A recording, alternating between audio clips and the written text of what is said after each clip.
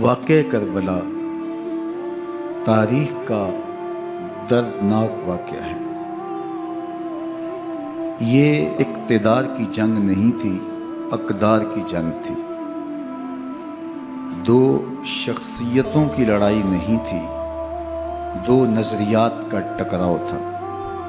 یہ حق اور باطل کا معرکہ تھا۔ یزید ظلم کا استعارہ ہے، حسین ابن علی امن کی علامت ہے۔ یزید جبر کا پتلا ہے، حسین صبر کا پیکر ہے۔ یزید اپنی بدطینت فطرت اور اپنی طبع ناہموار کے باعث دنیا پر ذلت و رسوائی، ظلم، جبر، جور و زیادتی کی علامت بن کے ابھرا، اور حسین ابن علی رضی اللہ تعالی عنہ حق و صداقت کا نشان بن کے ابھرا۔ کربلا کے تپتے ہوئے ریگزار میں حسینی اور یزیدی دو کردار سامنے آتے ہیں۔ اقبال نے کہا تھا، موسیٰ و فرعون و شبیر و یزید، ایند و قوت از حیات آید پدید۔ زندہ حق از قوت شبیری است، باطل آخر داغ حسرت میری است۔ سرخ رو عشق غیور از خون او، شوخی ای مصرع از مضمون او۔ تا قیامت قطع استبداد کر، موج خون او چمن ایجاد کر۔ یزید بہدل کی بیٹی محسون کا ناپاک بیٹا تھا، اور حسین محمد عربی کی بیٹی فاطمہ کا شہزادہ تھا۔ یزید دمشق کے اطراف میں سرجون اور جریر، اختل جیسے اوباشوں کے جرمٹ میں پل کے جوان ہوا۔ حسین کے گھر کا دروازہ مسجد نبوی کے اندر کھلتا تھا۔ یزید نشے میں دھت ہو کر کے نمازیں چھوڑ دیتا تھا۔ حسین کی کربلا کے اندر بھی نماز تہجد قضا نہیں ہوئی۔ یزید ظلم کا دوسرا نام ہے، حسین امن کی علامت ہے۔ یزید نے زندگی میں ایک مرتبہ حج کیا اور شراب کے مٹکے ساتھ لے کے آیا، اور اختل اور دیگر گویوں اور مغنیوں کو اپنے ساتھ رکھا تاکہ سفر آسانی سے کٹے۔ حسین ابن علی نے 25 حج سواری ہونے کے باوجود پیدل کیے۔ یزید حج بیت اللہ کے بعد مدینہ المنورہ آیا اور شراب کی ایک مجلس بپا کی۔ حضرت امام حسین رضی اللہ تعالی عنہ جب وہاں پہنچے تو شراب کی پھیلی ہوئی بدبو کو محسوس کرتے ہوئے فرمایا، یہ بو کیسی ہے؟ تو نشے میں دھت یزید بولا، یہ شام میں بنتی ہے، اور ایک جام منگوایا اور اس کو پیتے ہوئے دوسرا جام حضرت امام حسین رضی اللہ تعالی عنہ کی طرف بڑھاتے ہوئے کہا، ابا عبداللہ لیجئے۔ تو حضرت امام حسین رضی اللہ تعالی عنہ نے فرمایا، میں اس کی طرف دیکھتا بھی نہیں ہوں، اور پھر وہ عشقی اشعار پڑھنے لگا۔ جب یزید کی شراب نوشی کا منظر امام حسین رضی اللہ تعالی عنہ اپنی آنکھوں سے دیکھ چکے تھے تو مجھے بتاؤ، یزید کے ہاتھ پہ امام حسین کا پاک ہاتھ کیسے آتا؟ حضرت امام حسین رضی اللہ تعالی عنہ جس ماحول میں پلے تھے، جس ماحول میں پرورش پائی تھی، جس ماحول میں رہے تھے، وہ پاکیزہ اور تقدس مآب ماحول تھا۔ اور یزید کبھی اطراف دمشق میں، کبھی غوطہ میں، کبھی الخضرہ محل میں، اور کبھی کہاں اور کبھی کہاں داد عیش دیتا رہا اور لہو و لعب کے اندر مصروف رہا، اور اس کی زندگی ان چیزوں سے عبارت تھی۔ وہ محرمات کو حلال قرار دیتا، شراب نوشی اس کی ہڈیوں میں رچی ہوئی تھی، اور شریعت بیضا کا مذاق اڑایا کرتا۔ اور حسین ابن علی رضی اللہ تعالی عنہ کی دوستیاں جن لوگوں سے تھی وہ عبداللہ ابن عباس تھے، عبداللہ ابن عمر تھے، حضرت عبد الرحمن بن ابو بکر رضی اللہ تعالی عنہ تھے۔ یزید تو جوا کھیلتا رہا، یزید تو قمار بازی کرتا رہا، یزید تو شراب نوشی کرتا رہا، اور حسین ابن علی مسجد نبوی کے منبر میں حضور کے پہلوؤں میں بیٹھتے رہے۔ زمانے نے وہ منظر دیکھا کہ سرخ رنگ کے جوڑے پہنے ہوئے حسنین کریمین حجرہ فاطمہ سے نکلتے ہیں، کم عمری کی وجہ سے کبھی گرتے ہیں کبھی سنبھلتے ہیں، اور آقا کریم خطبہ ارشاد کر رہے ہیں، خطبہ چھوڑ کے حضور نے شہزادوں کو اٹھا لیا۔ وہ منظر بھی زمانے نے دیکھا۔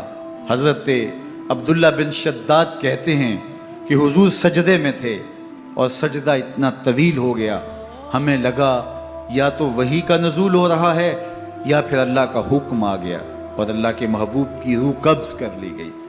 لیکن میں نے جب نظریں اٹھا کے ننکیوں سے دیکھا تو کیا منظر تھا کہ حسین ابن علی حضور کی پشت پہ بیٹھے ہوئے اور میرے آقا سجدے کو طول دے رہے ہیں۔ اللہ اکبر! حسین کے لیے پیغمبر کے سجدوں کو طول دیا جا رہا ہے۔ حسین ابن علی کبھی منبر پہ حضور کی اطراف میں بیٹھتے ہیں، وہ منظر بھی دنیا نے دیکھا کہ حضور کے مبارک کندھوں پر حسین ابن علی بیٹھے ہیں اور حضور کی زلفوں کو پکڑا ہوا ہے۔ تو حضرت عمر رضی اللہ تعالیٰ عنہ دیکھ کے کہتے ہیں واہ واہ کیسی سواری میسر آئی حسین ابن علی کو۔ تو میرے آقا مسکرا کے کہتے ہیں عمر سواری دیکھتے ہو سوار بھی تو دیکھو۔ اللہ اکبر! حضرت اسامہ بن زید بن حارثہ رضی اللہ تعالیٰ عنہ فرماتے ہیں رات کا ایک پہر گزر گیا اور مجھے حضور سے کوئی کام تھا۔ میں آقا کریم کی خدمت میں حاضر ہوا، در دولت پہ دستک دی، حضور تشریف لائے تو چادر اوڑھی تھی، بکل کی ہوئی تھی میرے حضور نے، تو میں نے اپنی حاجت کہی تو حضور نے میری حاجت پوری کر دی۔ لیکن ایک منظر میں نے دیکھا کہ حضور نے جو چادر کی بکل فرمائی تھی اس کے اطراف میں پہلوؤں میں ابھار تھے، جس طرح اندر کوئی ہو۔ مجھ سے نہ رہا گیا، میں نے پوچھ لیا، میں نے کہا بندہ نواز چادر کے اندر کیا ہے؟ فَكَشَفَهُ، تو حضور نے چادر کو کھول دیا۔ فَإِذَا الْحَسَنُ وَالْحُسَيْنُ عَلَىٰ وَرِكَيْهِ، تو کہتے ہیں میں نے اپنی آنکھوں سے دیکھا ایک پہلو سے امام حسین لپٹے ہوئے تھے، ایک پہلو سے امام حسن لپٹے ہوئے تھے۔ فرمایا یہ میرے بیٹے ہیں، یہ میری بیٹی کے بیٹے ہیں، اے اللہ میں ان سے پیار کرتا ہوں، تو بھی ان سے پیار کر، جو ان سے پیار کرے اس سے بھی پیار کر۔ ان کی محبت کا درس دیا، ان کے پیار کا سبق پڑھایا، کہا ان سے پیار کرنے والا میرے سے پیار کرنے والا ہے، ان سے بغض رکھنے والا میرے سے بغض رکھنے والا ہے۔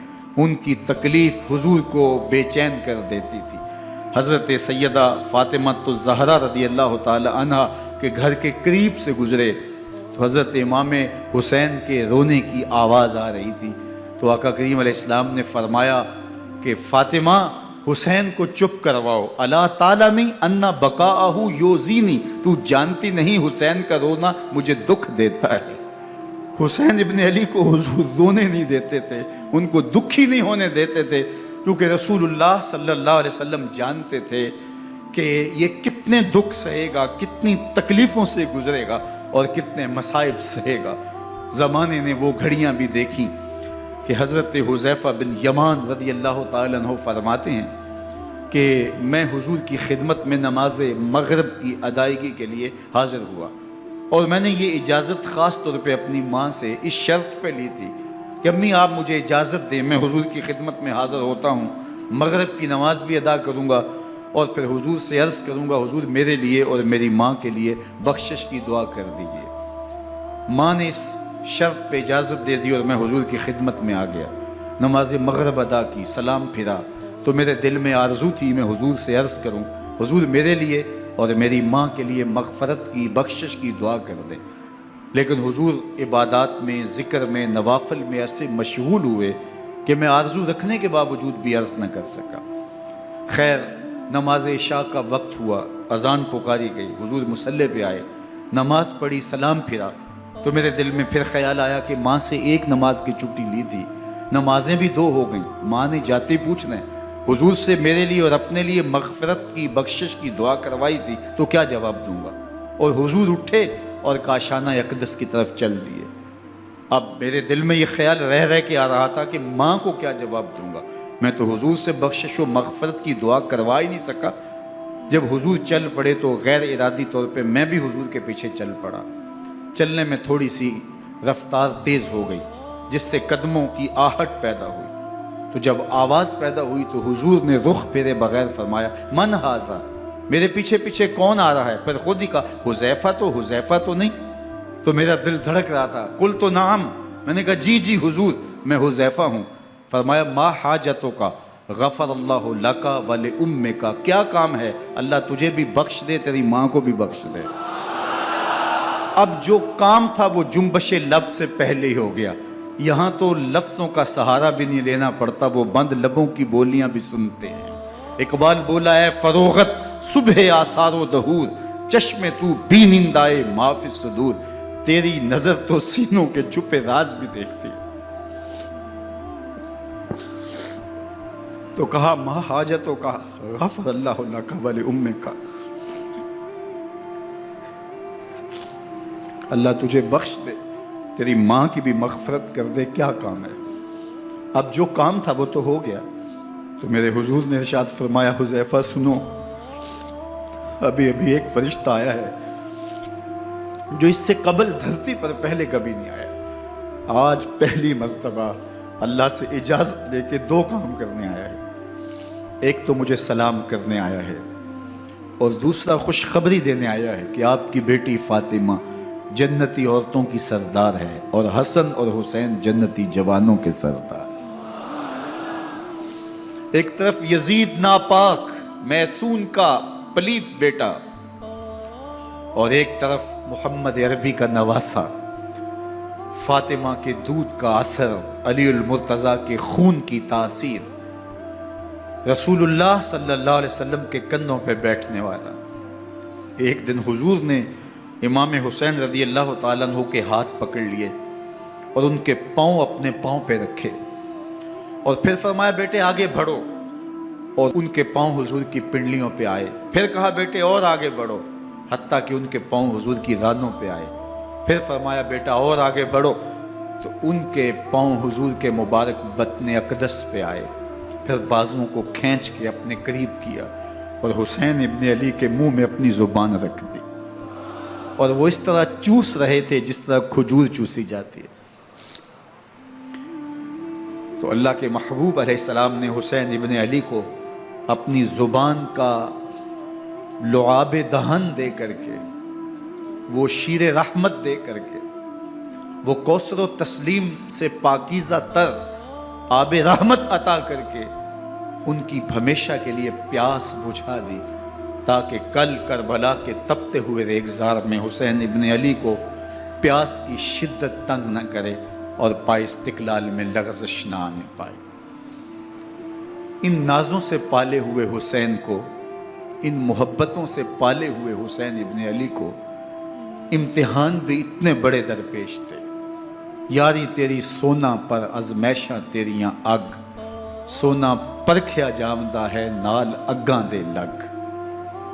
جتنا بڑا شخص ہوتا ہے اتنی آزمائشیں بھی بڑی ہوتی ہیں۔ پیغمبر رحمت کی آغوش میں کھیلنے والا، حجرہ فاطمہ کا جانشین، مصلی رسول کا وارث، منبر رسول صلی اللہ علیہ وآلہ وسلم پر حضور کے مبارک پہلو اور گود میں بیٹھنے والا حسین، حضور کی زبان چوسنے والا حسین، حضور کے کندھوں پہ سواری کرنے والا حسین، آقا کریم علیہ السلام کے مبارک سجدے کی حالت کے اندر حضور کی پشت پہ کھیلنے والا حسین، جس حسین کا دروازہ مسجد نبوی کے اندر کھلتا تھا اور یزید کی کرتوتوں کے چشم دید گواہ تھے۔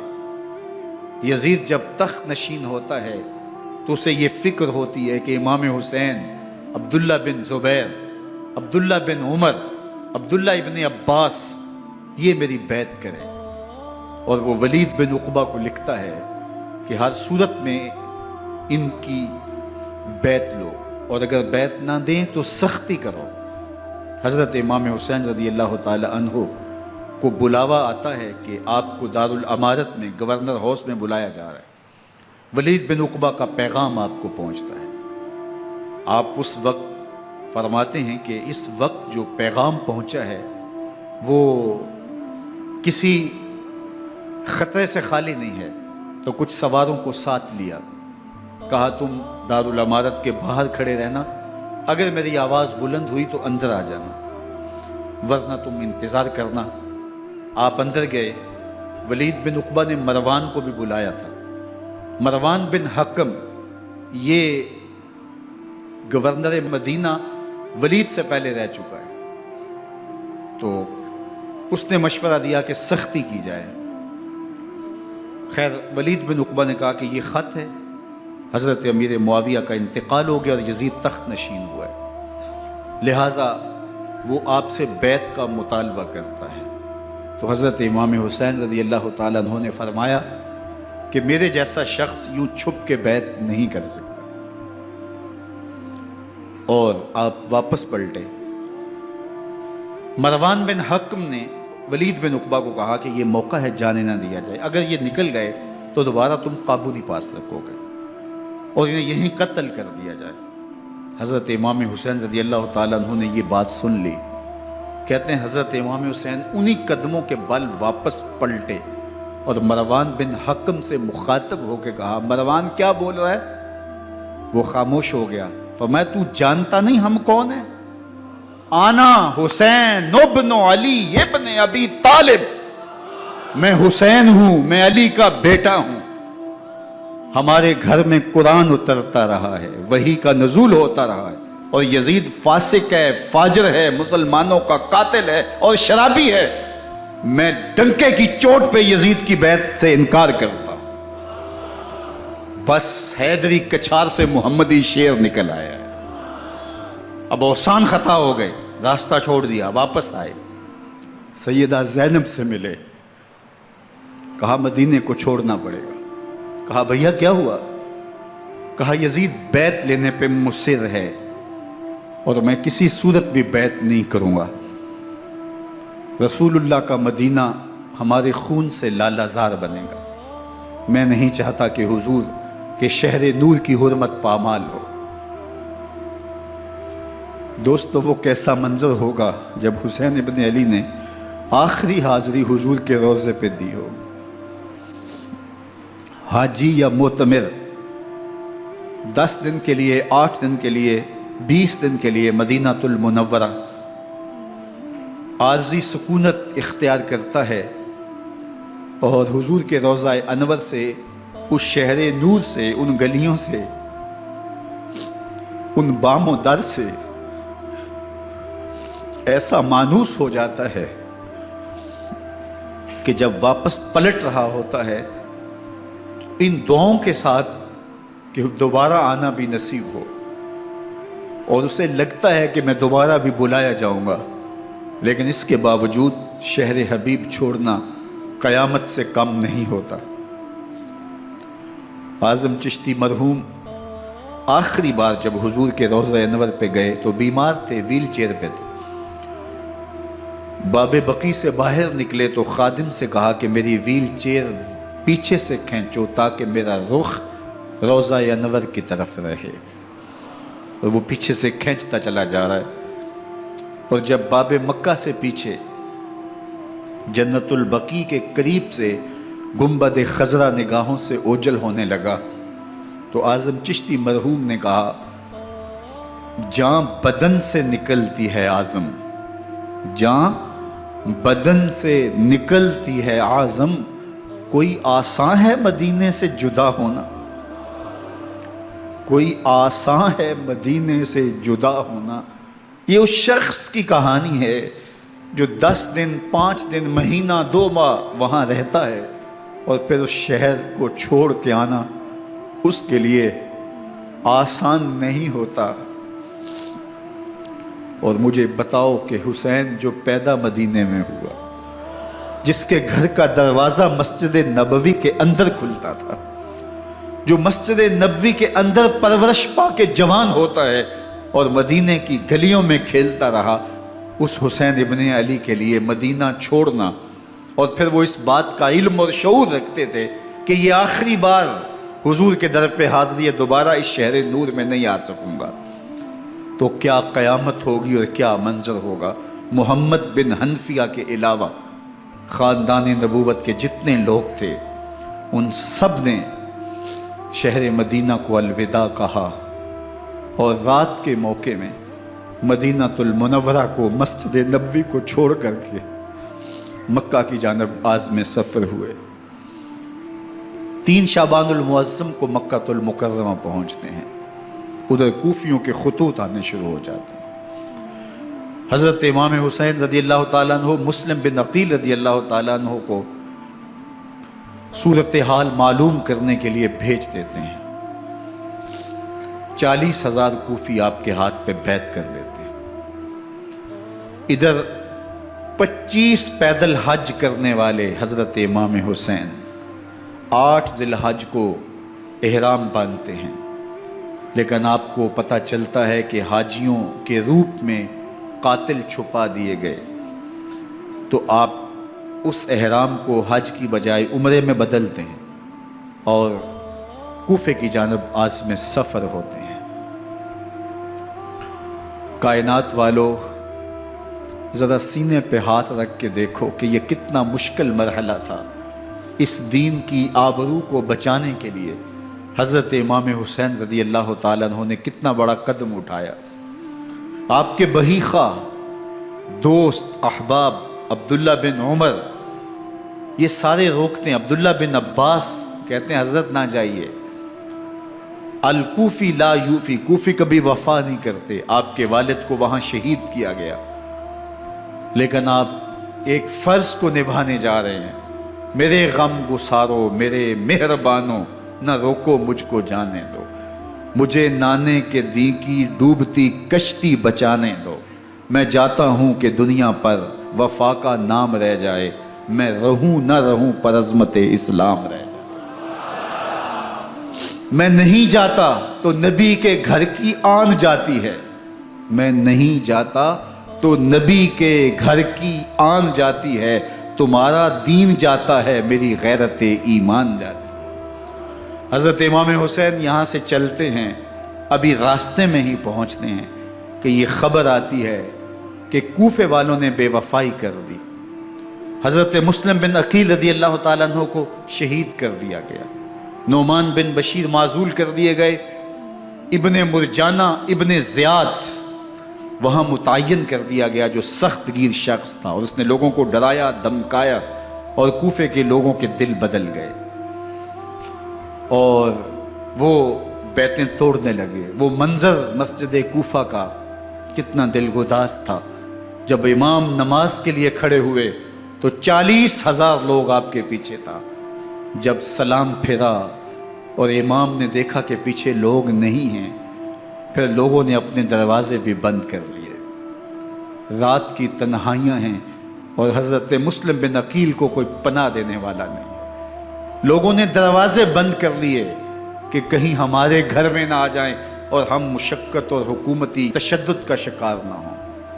کتنا دردناک لمحہ ہے حضرت مسلم بن عقیل رضی اللہ تعالیٰ عنہ پہ، اور پھر حضرت مسلم بن عقیل بے دردی سے شہید کر دیے جاتے ہیں۔ آپ ابھی راستے میں ہیں، یہ ساری کہانی پہنچتی ہے کہ حضرت مسلم شہید کر دیے گئے اور بے دردی سے شہید کر دیے گئے۔ وہ جنہوں نے خط لکھے تھے کہ ہم آپ کے ساتھ ہیں اور ہم منتظر ہیں، چشم برا ہیں، آپ کے قدموں کی چاپ سننے کے لیے بیتاب ہیں، آج انہوں نے بیعتیں توڑ دی، 40,000 کوفی منحرف ہو گئے۔ مسجد کوفہ کا وہ منظر کس قدر روح کو تڑپا دینے والا تھا۔ ہم پچھلے سال عصر اور مغرب کے درمیان جب کوفہ پہنچے تو سورج ڈوبنے کے قریب تھا۔ میں نے اپنی زندگی میں اتنا اداس موسم کہیں نہیں دیکھا جتنا اداس موسم کوفے میں دیکھا۔ ایسے لگتا تھا جس طرح کوفے کی آب و ہوا آج بھی شرمندہ ہے۔ جو مسلم بن عقیل اور خاندان نبوت کے ساتھ اہل کوفہ نے کیا، حضرت امام حسین رضی اللہ تعالیٰ عنہ کو ان کے بہی خواہوں نے، اعزاء نے، اقربا نے، دوستوں نے، آوان و انصار نے، ساتھیوں نے کہا کہ حضرت حالات یکسر تبدیل ہو گئے، اب ہمیں مراجعت کر جانی چاہیے، واپس پلٹ جانا چاہیے۔ تو حضرت امام حسین کافی سوچ بچار میں رہے، پھر اس کے بعد آپ نے فیصلہ کیا کہ ہم آگے بڑھیں گے۔ دوستوں نے کہا کہ حضرت اگر آپ آگے بڑھیں گے تو ہمیں لگتا ہے کہ وہ آپ کے ساتھ سلوک اچھا نہیں کریں گے اور آپ بچوں کے سامنے پیاسے شہید کر دیے جائیں گے۔ تو حضرت امام حسین رضی اللہ تعالیٰ عنہ نے وہاں ایک خطبہ ارشاد فرمایا کہ لوگوں تم جو مجھے بتا رہے ہو مجھے اچھی طرح معلوم ہے، جو تم مجھے منظر پیش کر رہے ہو وہ میری نگاہوں میں ہے، اور جو کچھ ہونے والا ہے چشم تصور وہ منظر دیکھ رہی ہے۔ چونکہ حضرت امام حسین رضی اللہ تعالیٰ عنہ کی شہادت کی خبر حضرت امام حسین کے پیدا ہوتے ہی خاندان نبوت میں عام تھی۔ حضور علیہ الصلوۃ والسلام کو یہ بات جبریل امین نے آ کے بتائی تھی جب حسین ابن علی کے ساتھ حضور محبت کا اظہار کر رہے تھے، تو یہ جبریل امین نے آ کے کہا تھا حضور آپ کا یہ بیٹا ارض طف میں شہید کر دیا جائے گا، اور کربلا کی مٹی لا کے حضور کو دی اور ام سلمہ کو حضور نے عطا کر دی۔ حضرت ام سلمہ کہتی ہیں کہ ایک دن میں سوئی تو خواب دیکھا کہ حضور کے مبارک بال بکھرے ہوئے ہیں اور سخت پریشان ہیں، تو میں نے کہا کہ حضور آپ کی یہ کیا حالت ہے؟ وَبِيَدِهِ قَارُورَةٌ، اور حضور کے ہاتھ میں ایک شیشی ہے، فِيهَا دَمٌ، جس کے اندر خون ہے۔ تو میں نے کہا حضور یہ کیا؟ فرمایا میں قتل گاہ حسین سے آ رہا ہوں اور یہ حسین ابن علی کا خون ہے۔ تو کہا 10 محرم کا دن تھا، دوپہر کا یہ منظر تھا، میں کیلولہ کر کے اٹھی، جب میں نے دیکھا تو وہ شیشی جس میں کربلا کی مٹی رکھی تھی وہ خون بن چکی تھی۔ تو یہ خبر پہلے دی گئی تھی، یہ بتا دیا گیا تھا۔ فرمایا میرے دوستو جو تم مجھے بتاتے ہو میں اس سے بے خبر نہیں ہوں، یہ سب کچھ ہونے والا ہے، لیکن اس کے باوجود میں کیوں جا رہا ہوں؟ تو آپ کا ایک تاریخ ساز جملہ ہے جو کربلا کے فلسفے کو ہمارے سامنے رکھتا ہے کہ یہ اتنا بڑا امتحان کیوں دیا۔ حضرت امام حسین رضی اللہ تعالیٰ عنہ نے فرمایا وَلَكُمْ فِيَّ أُسْوَةٌ، میں اس لیے جا رہا ہوں قیامت تک ظلم، جبر اور ناانصافی کے خلاف کھڑے ہونے والوں کے لیے کوئی نمونہ تو ہو۔ میری زندگی قیامت تک ظلم، جبر اور استحصالی نظام کے خلاف کھڑے ہونے والوں کے لیے نمونہ ہے۔ تو حضرت امام حسین رضی اللہ تعالیٰ عنہ نے حق اور باطل کے درمیان ایک سرخ لکیر کھینچ دی اپنے خون سے۔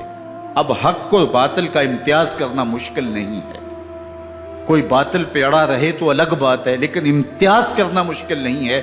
حدود بالکل واضح کر دی۔ اقبال نے یہاں کتنی خوبصورتی کے ساتھ اس مضمون کو نبھایا۔ سرخ رو عشق غیور از خون او، شوخی این مصرع از مضمون او، تا قیامت قطع استبداد کر، موج خون او چمن ایجاد کر۔ ایک جہاں آباد کر دیا، حق اور باطل کی راہیں اجال دی۔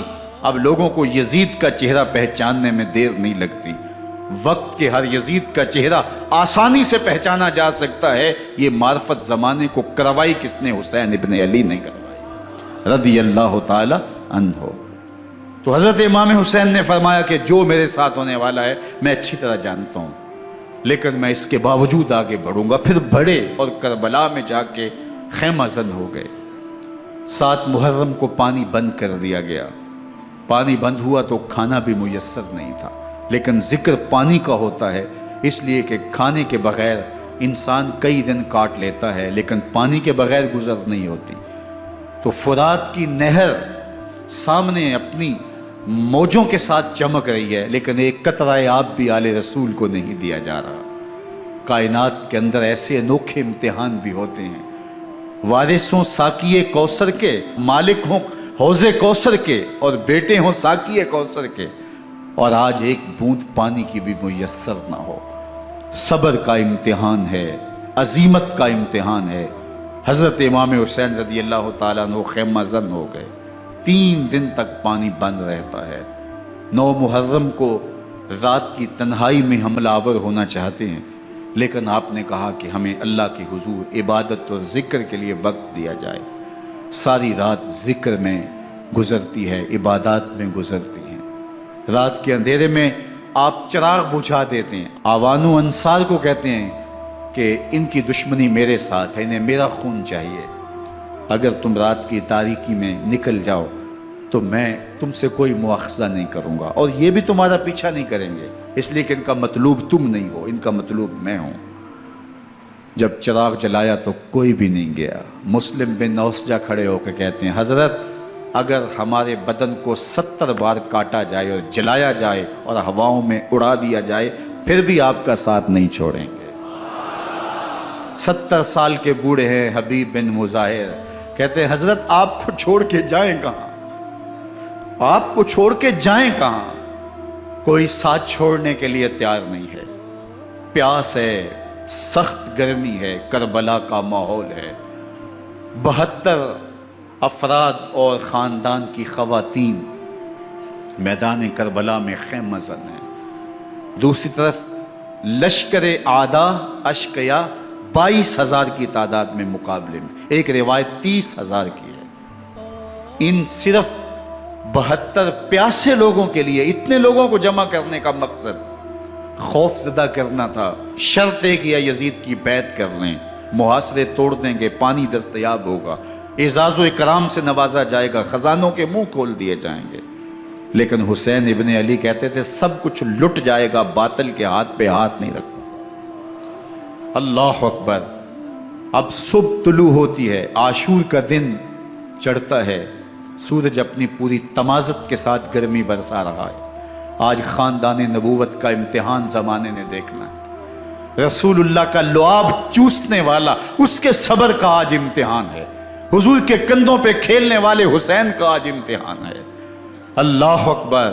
حسین ابن علی تمام حجت کرتے ہیں میں نے تمہارا کچھ نہیں بگاڑا، میں نے کسی کا خون نہیں کیا، میں نے کوئی زیادتی نہیں کی، تم کیوں میرے قتل کے در پہ ہو؟ تم جانتے نہیں میں کون ہوں؟ میں تمہارے نبی کا نواسا ہوں، رسول اللہ صلی اللہ علیہ وآلہ وسلم کے کندھوں پہ کھیلتا رہا ہوں، حضور کا لعاب چوستا رہا ہوں، اور میں بوسہ گاہے رسول صلی اللہ علیہ وآلہ وسلم ہوں۔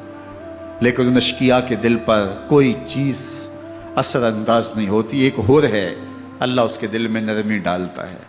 پہلے تو امام حسین کو گھیر کے لے کر کے آتا ہے، لیکن بعد میں وہ قافلہ یزید سے قافلہ حسین کی طرف آ جاتا ہے۔ امام حسین فرماتے ہیں تو دنیا میں بھی ہو رہے، آخرت میں بھی ہو رہے، آزادی مل جاتی ہے۔ باقی 22,000 کا لشکر جرار امام حسین کے قتل کے در پہ ہے۔ پھر تاریخ نے خاندان نبوت کا وہ انوکھا امتحان دیکھا۔ حضرت امام حسین کے بچے بالخصوص خواتین پیاس کی شدت میں حلق خشک ہیں۔ حضرت سکینہ تڑپ کے اپنے باپ سے کہتی ہیں کہ مجھے 6 ماہ کے لیے اصغر کی پیاس نہیں دیکھی جا رہی۔ بچے کو ہاتھوں پہ اٹھاتے ہیں اور نہر فرات کے کنارے پہنچ کے فرماتے ہیں اشقیاء سے مخاطب ہو کے تمہارا معاملہ میرے ساتھ ہے، اس 6 ماہ کے بچے نے تمہارا کچھ نہیں بگاڑا، اور چلو بھر کے اس کا حلق سیراب کرنا چاہتے ہیں۔ ایک 2 شاخہ تیر آتا ہے جو حضرت علی اصغر کے گلے کو چیر دیتا ہے۔ راوی لکھتے ہیں کہ وہ عام تیر نہیں تھا، جانوروں کو شکار کرنے کے لیے جو بڑے تیر ہوتے ہیں وہ 2 شاخہ تیر تھا۔ وہ گردن کو کاٹ دیتا ہے، خون بہنے لگتا ہے، گردن لٹک جاتی ہے۔ حضرت امام حسین وہ بہتا ہوا خون اپنے چلو میں لیتے ہیں اور آسمان کی طرف اچھال کے کہتے ہیں مالک حسین کی یہ قربانی بھی قبول۔ یہ تماشا لبے بام نہیں ہے، بچہ بیمار ہو ڈاکٹر جواب دے دیں، ماں باپ کے ہاتھ پھول جاتے ہیں، زندگی کی سانسیں ابھی چل رہی ہوتی ہیں، لیکن ڈاکٹر کہے کہ یہ میرے بس کا روگ نہیں ہے، کہیں اور لے جاؤ، تو زندگی کا لف و نشر غیر مرتب ہو جاتا ہے۔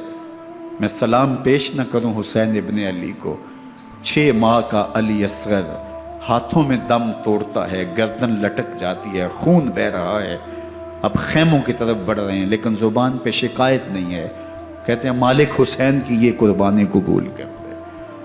اب خیموں کی طرف آنا، شہر بانوں ام رباب سیدہ زینب حضرت سکینہ سلام اللہ علیہا کا سامنا کوئی آسان کام نہیں تھا، لیکن حسین ابن علی آتے ہیں، شہزادے کو یہاں خیموں کے قریب رکھ کے کہتے ہیں کہ یہ حوض کوثر سے سیراب ہو گیا ہے۔ اللہ اکبر، کوہرام مچ جاتا ہے خیموں کے اندر، کیا منظر ہوگا اور ان کو کن الفاظ کے پیرائے میں ڈھال کر کے ان کیفیات کو بیان کیا جا سکتا ہے جو اہل بیت کے خیموں کے اندر علی اصغر کی شہادت کے بعد کا منظر رقم ہو رہا ہوگا۔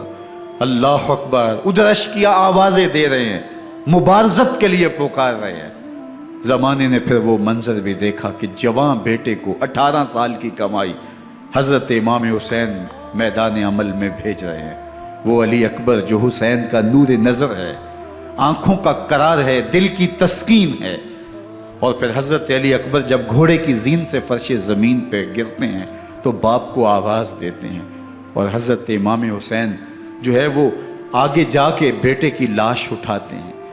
اللہ اکبر، 18 سال کے بیٹے کی لاش کو کندھوں پہ اٹھا کے خیموں تک لاتے ہیں اور ہاتھ پھیلا کے کہتے ہیں مالک حسین کی یہ قربانی بھی قبول فرما۔ کبھی قاسم بن حسن کی لاش اٹھا کے لاتے ہیں، کبھی اون و محمد کی لاشیں اٹھا کے لاتے ہیں، بھتیجوں کی، بھانجوں کی، بھائی عباس کے کٹے ہوئے بازو اور زخموں سے چھدا ہوا لاشا۔ کیا کیا قیامتیں تھیں جو اس کربلا کے ایک میدان کے اندر نہیں توڑی گئیں۔ حضرت امام حسین پر دکھ پہ دکھ، تکلیفوں پہ تکلیفیں، اب 71 لاشیں اٹھا کے خیموں تک پہنچا چکے، اور ادھر مبارزت کی دعوت دی جا رہی، آؤ میدان عمل میں آؤ، اب دیر کیوں کر رہے ہو۔ رسول اللہ کا حرم، رسول اللہ کی شہزادیاں جو نازوں میں پلی تھی، وہ کلیاں جو شبنم کا بوجھ بھی گوارا نہیں کر سکتی تھی، آج مصیبتوں کے پہاڑ ٹوٹ گئے۔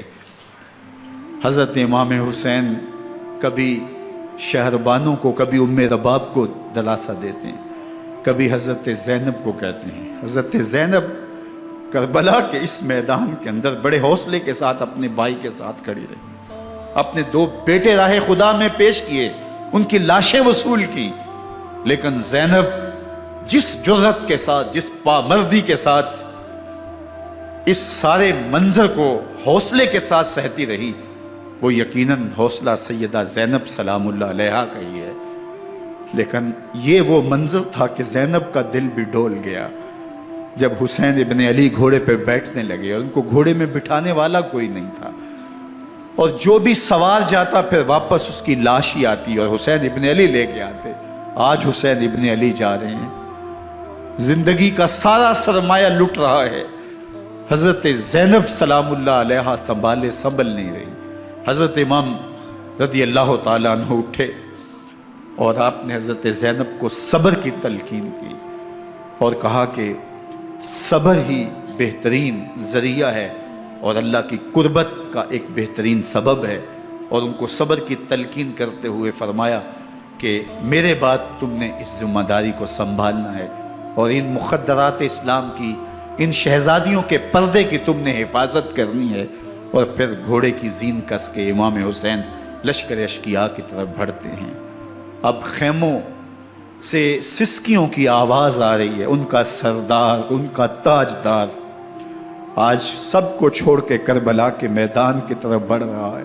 جرم کیا کیا، قصور کیا کیا، اس نے کیا زیادتی کی کہ آج نیزوں اور انیوں کے مقابلے میں 22,000 کا لشکر حضرت امام حسین پہ ٹوٹ پڑتا ہے۔ آپ پھر اتمام حجت کرتے ہیں، میں نے کسی کو قتل نہیں کیا، خون ناحق نہیں بہایا، میرے خون کے درپے کیوں ہو، اپنی آخرت کیوں برباد کرتے ہو، تم جانتے نہیں میں کون ہوں، میں تمہارے نبی کا نواسا ہوں۔ لیکن ابن زیاد کہتا ہے مقابلے میں آؤ۔ پھر حضرت امام حسین رضی اللہ تعالیٰ عنہ مقابلے میں آتے ہیں، اور جب گھوڑے کو ایڑ لگا کے دشمن اشقیاء پہ ٹوٹتے ہیں تو پھر ایسا منظر ہوتا ہے کہ وہ بھیڑ بکریوں کی طرح آگے بھاگتے ہیں۔ 71 زخم کلیجے پہ لیے شجاعت کا یہ پیکر جب میدان میں آتا ہے، آواز آتی، یہ کون ذی وقار ہے، بلا کا شاہ سوار ہے، لباس ہے پھٹا ہوا غبار سے اٹا ہوا، تمام جسم نازنی چدا ہوا کٹا ہوا، یہ نبی کا نور عین ہے، یہ بالیقین حسین ہے، یہ حسین ابن علی ہے رضی اللہ تعالیٰ عنہ۔ پھر چاند بادلوں میں گھر جاتا ہے، شامی غنڈے تیر برساتے ہیں، تلواروں سے آپ کے بدن پر ضربیں لگاتے ہیں اور نیزوں سے آپ کے بدن کو پرو دیتے ہیں۔ جب آپ کا پیراہن بعد میں اتارا گیا تو آپ کے پیراہن میں 122 سوراخ تیروں کے تھے، 33 زخم تلواروں کے اور 34 گھاؤ نیزوں کے تھے۔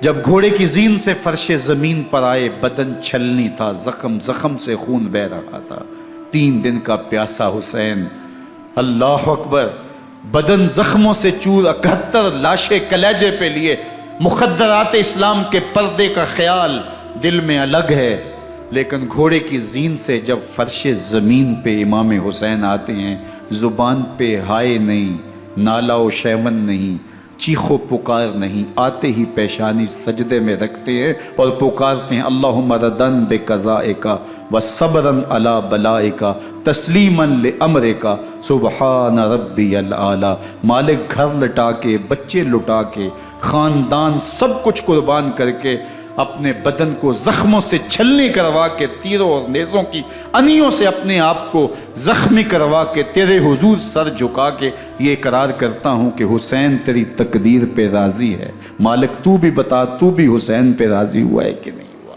آواز آ رہی ہے، اس پیاسے پر علی شیر خدا کو ناز ہے، اس نواسے پر محمد مصطفیٰ کو ناز ہے۔ اوروں نے بھی سجدے کیے پر اس کا عجب انداز ہے، اس نے وہ سجدہ کیا جس پر خدا کو ناز۔ حسین ابن علی رضی اللہ تعالیٰ عنہ کا سر انور دستے قاتل نے تب کاٹا جب وہ سجدے میں جھکا ہوا تھا۔ یزید نے کہا میں بیعت لوں گا، امام حسین نے کہا کبھی بھی نہیں دوں گا، یہ سر کٹ سکتا ہے جھک نہیں سکتا۔ سر کاٹ کے نیزے کی نوک پہ چڑھا دیا گیا اور یہ اس بات کا اعلان تھا کہ ہم جیت گئے اور حسینی ہار گئے، اور لشکر یزید میں غوغا مچ گیا، نقارے بجنے لگے کہ ہم جیت گئے، دیکھو امام حسین شہید کر دیے گئے، اور سر کاٹ کے نیزے کی نوک پہ چڑھایا گیا۔ لیکن لشکر یزید سے ہی آواز آئی یہ کیسا سر ہے جو کٹ کے بھی سر بلندی ہے، کٹ گیا ہے پھر بھی اونچا ہے، اللہ اکبر، یہ سر سجدے میں کٹا ہے، رب کے حضور عبادت کی حالت میں کٹا ہے۔ حسین آج بھی سجدے میں ہے، اللہ اکبر، حسین آج بھی سجدے میں ہے، بلکہ کٹے ہوئے سر کا رخ زمین کی جانب تھا اور کٹی گردن آسمان کی طرف، یوں نیزے پہ پرویا گیا۔ اللہ اکبر، ایک شاعر نے نقشہ کھینچا، بآنکھ سر نیزے پہ اور سوئے زمیں ہے روح، یعنی سجدہ ثانی کی ہے آرزو۔ رکعت کے 2 سجدے ہوتے ہیں، ابھی ایک سجدہ ہوا تھا کہ دست قاتل نے سر کاٹ دیا، کہا حسین کی پیشانی میں دوسرے سجدے کی تمنا مچل رہی ہے۔ یہ تھا حسین ابن علی کا سجدہ، ساری زندگی رب کے حضور سجدہ قضا نہیں ہونے دیا۔ آج پانی نہیں ہے، اللہ اکبر، آج تیمم کر لیتے ہیں، آج اپنے خون کو اوڑھ کر کے حسین نے اپنی پیشانی اپنے مالک کے حضور جھکا کر کے عظیمت کی وہ انوکھی داستان رقم کر دی کہ صدیاں گزرنے کے باوجود بھی ان کی یادوں کے چراغ روشن ہیں۔ جب حضرت امام حسین اور دوسرے آیان و انصار کو شہید کر دیا گیا تو ان کے سر نیزوں کی نوک پہ چڑھا دیے گئے، حضرت امام حسین کا کٹا ہوا سر اور باقی 71 افراد کے کٹے ہوئے سر نیزوں کی نوک پہ، اور 10 سواروں کو ابن سعد نے کہا کہ ان کو رون دو، اور گھوڑوں کی ٹاپوں تلے حضرت امام حسین رضی اللہ تعالیٰ عنہ اور ان کے آوان و انصار کو جو ہے وہ روندا گیا، حتیٰ کہ ان کی استخوان مبارک، ان کی ہڈیاں بھی چور چور ہو گئیں۔ روننے سے قبل ان کا لباس اتار لیا، ان کے کپڑے اتار لیے گئے۔ اللہ اکبر، کیسی دردناک گھڑیاں تھیں۔ یزید کا صرف یہی بد کرداری کا مرحلہ نہیں تھا، اس کربلا کے صحرا کے اندر یزید نے جس طرح امام حسین رضی اللہ تعالیٰ عنہ کو شہید کیا اور حضرت امام حسین کے خاندان کو شہید کیا، جب مدینہ المنورہ پر یزید نے مسلم بن عقبہ کو مقرر کیا، جس کو بزرگوں نے مصرب بن عقبہ کہا ہے، تو اس کو کہا 3 دن تک مدینے کا حرم تمہارے لیے حلال ہوگا، جو چاہو تم کرنا، اور شامی فوجوں کو اجازت ہوگی۔ تو وہاں بھی انہوں نے 10,000 تابعین اور 700 صحابہ کو شہید کیا۔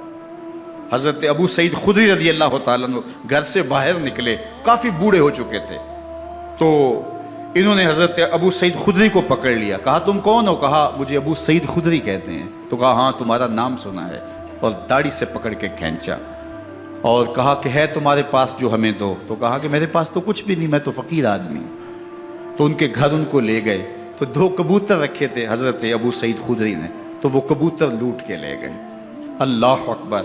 حضرت ابن سنان رضی اللہ تعالیٰ عنہ کو، جو حضور کے علم بردار تھے فتح مکہ کے دن، ان کو ستو پہلے پلائے اور پھر ان کی گردن کاٹی گئی اور کہا یہ ہے وہ ستو جو تم زندگی میں آخری بار پیو گے۔ ایک گھر میں داخل ہوئی شامی فوج، تو ایک خاتون کے ابھی بچہ پیدا ہوا تھا، اور قابلہ نے، دائیا نے وہ بچہ ماں کی چھاتی پہ لٹایا، اور وہ ماں کا پہلا دودھ پی رہا تھا۔ تو یہ جا کے کہنے لگے نکالو تمہارے پاس جو کچھ ہے۔ تو اس خاتون نے کہا تم جانتے ہو یہ بچہ کون ہے؟ تو انہوں نے کہا ہم نہیں جانتے۔ کہا یہ حضرت ابن ابی کبشہ انماری رضی اللہ تعالیٰ عنہ کا بچہ ہے، اور یہ وہ صحابی ہیں کہ جو بیت الشجرہ کے موقع پہ حضور کے ہاتھ پہ بیعت کرتے ہیں۔ انہوں نے اس چیز کا لحاظ نہ کیا کہ جو کچھ ہے وہ ہمیں دو، ورنہ تیرے بچے کو نہیں چھوڑیں گے۔ تو ماں بچے سے مخاطب ہو کے کہتی ہے، ابھی بچہ پیدا ہوا ہے اور ماں سے پہلا دودھ پی رہا ہے، کہ بیٹے اگر میرے پاس کچھ ہوتا، وہ قیمتی سے قیمتی چیز بھی ہوتی، تیری جان کے لیے قربان کرتی، لیکن اس وقت میرے پاس کچھ ہے نہیں۔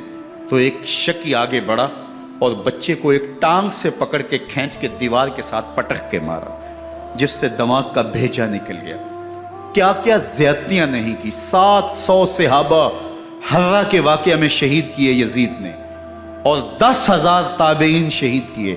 مسجد نبوی میں ممبر رسول کے ساتھ گھوڑے باندھے، اور وہ ممبر رسول اور مصلی رسول کے قریب لید کرتے رہے۔ حضرت سید عبد المسیب فرماتے ہیں میں نابینا تھا اور حضور کے روضہ انور کے پاس بیٹھا تھا، اور یزید کے سپاہی آتے، جو بھی مسجد میں نظر آتا پکڑ کے لے جاتے، مجھے نابینا سمجھ کے چھوڑ دیتے، لیکن میں پریشان تھا کہ ظہر کا وقت ہوگا، عصر کا وقت ہوگا، مغرب عشاء کا وقت ہوگا، نہ اذان نہ اقامت نہ جماعت، تو کیسے مجھے پتہ چلے گا کہ نماز کا وقت ہو گیا، اور کیسی میری نمازوں کا کیا بنے گا؟ میں اس فکر میں بیٹھا تھا۔ لم ازل اسمع الاذان والاقامت من قبر رسول اللہ صلی اللہ علیہ وآلہ وسلم۔ فرماتے ہیں جب بھی پھر نماز کا وقت آیا، گنبد خضرا سے اذان کی بھی آواز آئی، اقامت کی بھی آواز آئی۔ 3 دن تک مسجد نبوی کے اندر گھوڑے بندے رہے، اور مدینہ کی حرمت پامال کی۔ مدینہ کے گھروں کے اندر یہ بدکماش داخل ہوئے، اور جو بدکاریاں انہوں نے کی، کلیجہ منہ کو آتا ہے۔ 1002 شیزائیں ان بدکاروں کی بدکاریوں کی وجہ سے کنواری حالت کے اندر حاملہ ہوئی۔ 3 دن تک مدینے کا حرم انہوں نے پامال کیا، اور پھر مکہ المکرمہ میں کعبہ اللہ پر گولے برسائے، اور کعبہ کا غلاف جل گیا۔ وہ تو یزید مر گیا، اور حضرت عبداللہ ابن زبیر رضی اللہ تعالیٰ عنہ نے اپنی خلافت کا اعلان کیا۔ یزید کے یہ کرتوت تھے، ادھر اہل مدینہ کو ستایا، ادھر اہل مکہ کو ستایا، اور رسول اللہ صلی اللہ علیہ وسلم کے خانوادے کی بے حرمتی اور توہین کی۔ نہ صرف انہیں قتل کیا گیا، ان کی لاشوں پہ گھوڑے دوڑائے۔ ابن سعد اور شمر جو ہے وہ خیموں میں داخل ہوا، اور مخدرات اسلام کی چادریں چھیننے کی کوشش کی۔ حضرت زینب سلام اللہ علیہ نے مخاطب ہو کے کہا ہمارے چہرے کے رکھوالے چلے گئے ہیں، ظالم تو خیال نہیں کرتا ہم رسول اللہ کی بیٹیاں ہیں۔ حضرت شہربانو، حضرت زین العابدین اور حضرت زینب سلام اللہ علیہم، ان تینوں کو ایک اونٹ پہ باندھا گیا، اور باقی اونٹوں پہ باقی سادات کو، حضور کی شہزادیوں کو باندھا گیا، رسیوں میں جکڑا گیا، اور اونٹوں پہ باندھ کر کے کوفے کی جانب آگے آگے شہیدوں کے سر چل رہے ہیں، اور پیچھے یہ قافلہ چل رہا ہے۔ اور جب یہ قافلہ وہاں سے گزرا جہاں لاشیں پڑی تھی، امام زین العابدین 14 سال کے تھے اور بیمار تھے، اور ان کا حوصلہ نہ ہوا، وہاں غشی ان کے اوپر آنے لگی، اور وہ منظر ابن کثیر نے، باقی لوگوں سب نے لکھا ہے کہ پھر جب ان کی یہ حالت ہوئی تو پھر سیدہ زینب سلام اللہ علیہ، جنہوں نے ابھی تک بڑے حوصلے کے ساتھ ساری مشکلات کا مقابلہ کیا تھا، اب ان کے بندھن ٹوٹ گئے اور آنکھوں سے آنسو بہنے لگے، اور سیدہ زینب نے امام حسین رضی اللہ تعالیٰ عنہ کی لاش پہ کھڑے ہو کے، اور وہ روندی ہوئی لاش، ٹوٹی ہوئی ہڈیاں، اور وہ پریشاں بدن، کٹا ہوا سر نیزے کی نوک پہ، اور لاش یہ پڑی ہے، تو حضرت سیدہ زینب نے مدینے کی طرف منہ کر کے جو ہے وہ حضور سے فریاد کی، یا محمد آہو، یا محمد آہو، ھذا حسین بالآراء مزمل بالدماء، یا محمد آہو بناتوں کا سبایا۔ یا رسول اللہ، اے پیارے آقا، یا جدہ ہو، اے ہمارے نانا محترم، یہ دیکھیے آپ کا حسین پڑا ہوا ہے، بدن سے کپڑے اتار لیے گئے، خاک ہوائیں اڑا رہی ہیں، اور اس کے اوپر چادر جو ہے وہ مٹی کی پڑ گئی ہے۔ حضور آپ کی اولاد کاٹ دی گئی، اور پھر کہا بناتوں کا سبایا، حضور دیکھیے آپ کی بیٹیوں کے ہاتھ باندھ دیے گئے ہیں، اونٹوں پہ کس دیا گیا ہے، سر شہیدہ آگے آگے چل رہے ہیں، اور حضرت سیدنا امام حسین کا آگے آگے سر ہے۔ راستے کے اندر ایک جگہ آئی، رات گزری اور ان کو اتارا گیا۔ رات کا موقع تھا، ایک خاتون آئی اور اس نے کوئی کھانا پیش کیا ان کو، اور کہا کہ میں کسی زمانے میں حضرت سیدہ فاطمہ الزہرا کی نوکری کیا کرتی تھی، ان کی لونڈی تھی، ان کی کنیز تھی، اور آج مجھے پتہ چلا کہ آپ لوگ گزر رہے ہیں، تو میں نے کہا کہ میں اپنی مخدومہ کے خاندان کی خدمت کروں۔ اور پھر اس نے کہا کہ اس وقت سیدہ کی گود میں ایک 6-7 ماہ کی بچی تھی جس کو زینب کہا کرتے تھے، تو سیدہ زینب نے کہا کہ اماں اگر پہچانتی ہو تو وہ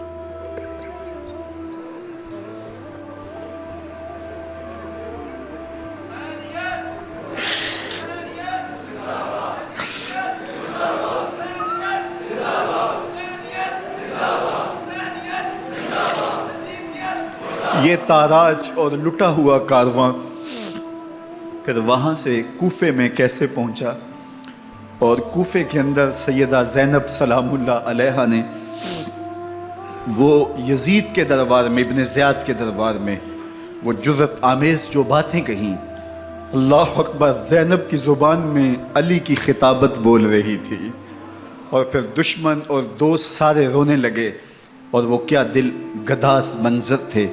اور پھر یہ سروں کا قافلہ اور سادات کرام کا مشکیں کسی ہوئی ہیں اور اونٹوں پہ باندھے ہوئے، ان کو وہاں سے پھر قادسیہ، اور قادسیہ سے پھر دمشق یزید کے دربار میں پہنچایا گیا، اور وہاں سے یہ لٹے ہوئے خانمہ برباد تاراج لوگ مدینہ المنورہ میں کیسے پہنچے، اور اہل مدینہ نے کیسے استقبال کیا، اور وہ منظر کتنا دلگداز تھا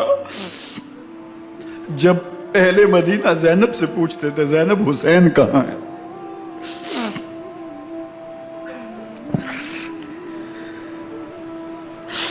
بے مروت بے وفا، تیرا بھی کیا افسانہ ہے، جس نے اپنی ہی شمع کو گل کیا تو وہ پروانہ ہے۔ اپنے پیغمبر کے شہزادوں کو اور اپنے پیغمبر کی شہزادیوں کو جو دکھ اس امت نے دیے، یہ کائنات کی ایک انوکھی داستان ہے۔ اللہ ہمیں اسوہ شبیری پہ عمل کی توفیق عطا کرے اور ان کے نقوش پاک کی برکتیں دے، اہل بیت کی محبت ہماری روحوں میں جذب کر دے، اور جس عظیمت کے ساتھ، جس حوصلے کے ساتھ انہوں نے دکھوں کو جھیلا، جو دہکتی آگ کے شعلوں پہ سویا وہ حسین، جو جواں بیٹے کی میت پر نہ رویا وہ حسین، جس نے سب کچھ کھو کے کچھ نہ کھویا وہ حسین، مرتبہ اسلام کا جس نے دوبالا کر دیا، خون نے جس کے دو عالم میں اجالا کر دیا، جو کہ سوزے غم کو سانچے میں خوشی کے ڈھال کے مسکرایا موت کی آنکھوں میں آنکھیں ڈال کے۔ اے حسین ابن علی تم پر سلام، نازش آل نبی تم پر سلام۔ ذرا میرے ساتھ یہ پڑھ لیجئے، اے حسین ابن علی تم پر سلام، نازش آل نبی تم پر سلام، تم پہ لاکھوں رحمتیں لاکھوں سلام، اے شہیدان محبت کے امام، لالا گوں لالا بدن لالا کفن، اے چمن اندر چمن اندر چمن، زندگی ہی زندگی تیری حیات، اے حیات اندر حیات اندر حیات، افتخار ملت بیضا ہے تو، رب کعبہ کی قسم یکتا ہے تو، فخر کا دل میں دریچہ باز کرنا چاہیے، جن کا تو آقا ہے ان کو ناز کرنا چاہیے۔ وآخر دعوانا ان الحمدللہ رب العالمین۔ 10 محرم الحرام کو کربلا کا واقعہ رونما ہوا، تو اس موسم میں اطراف و اکناف عالم میں اس حوالے سے بات ہوتی ہے، ذکر کیا جاتا ہے۔ اہل محبت حضرت امام حسین رضی اللہ تعالی عنہ کے حضور خراج عقیدت اور خراج محبت پیش کرتے ہیں۔ یہ حق و باطل کا معرکہ تھا، جھوٹ اور سچ کا مقابلہ تھا، ظلم اور عدل کا ٹکراؤ تھا، خیر اور شر کی لڑائی تھی، دو نظریات کا تصادم تھا۔ ایک طرف امام حسین رضی اللہ تعالی عنہ اور ان کے 72 جانثار تھے، اور دوسری طرف یزید اپنی تمام تر قوت کے ساتھ موجود تھا۔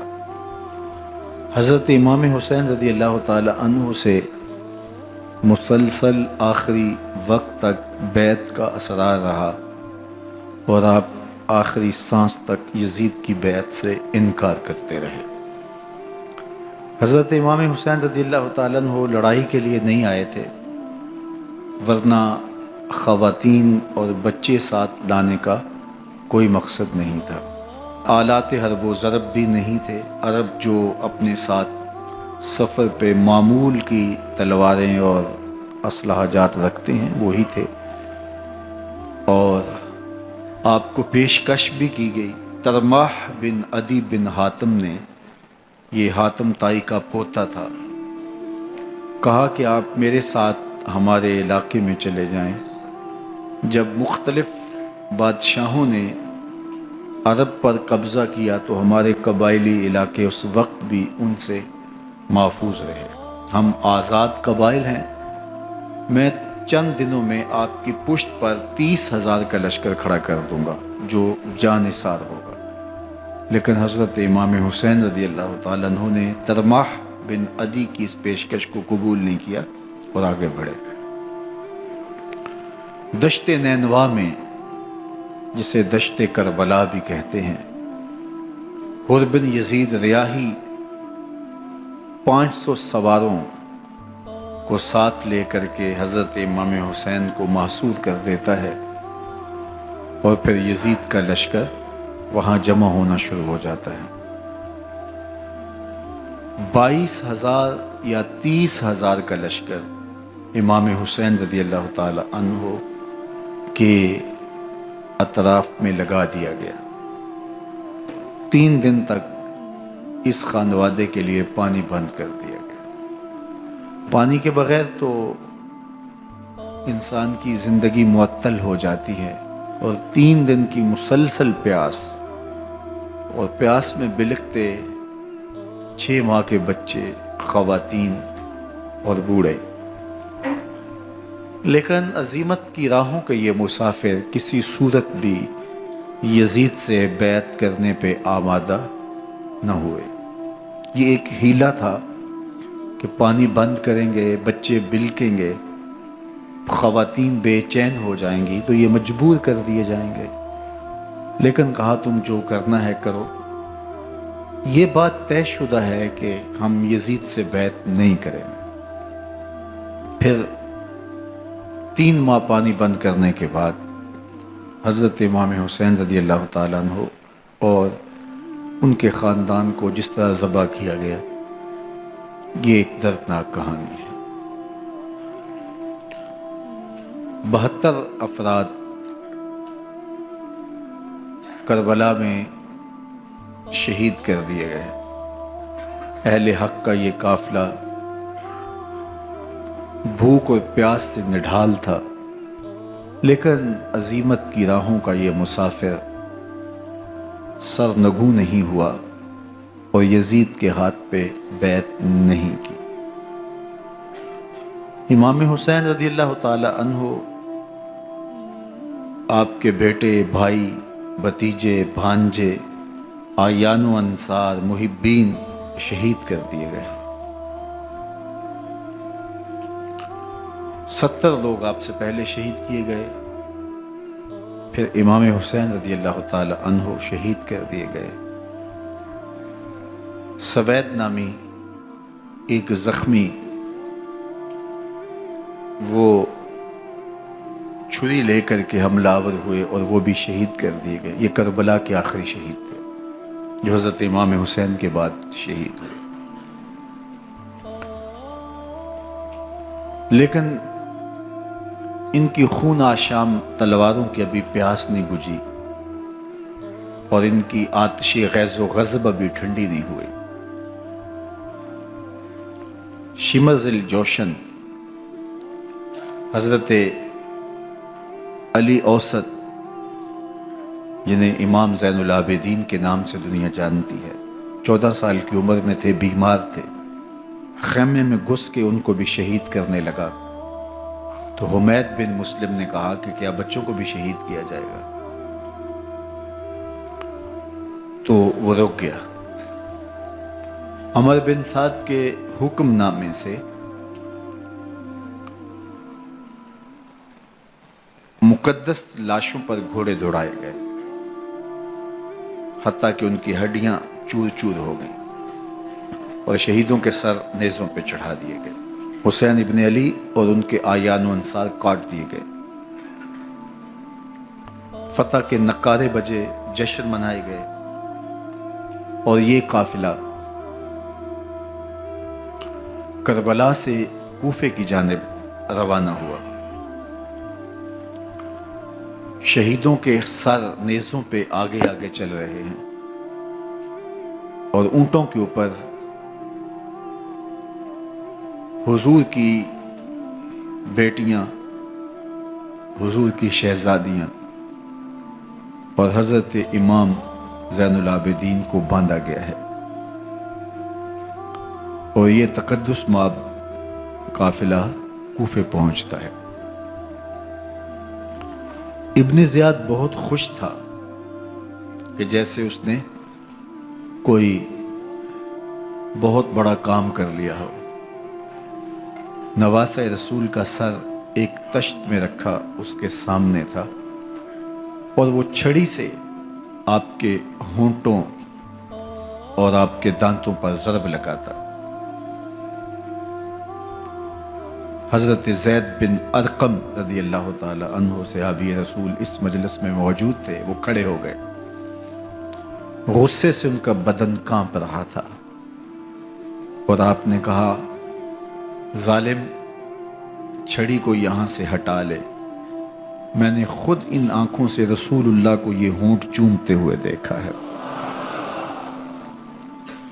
ابن زیاد غصے میں بپھرا ہوا بولا، اگر تو بوڑھا نہ ہوتا تو میں تیری گردن اڑا دیتا۔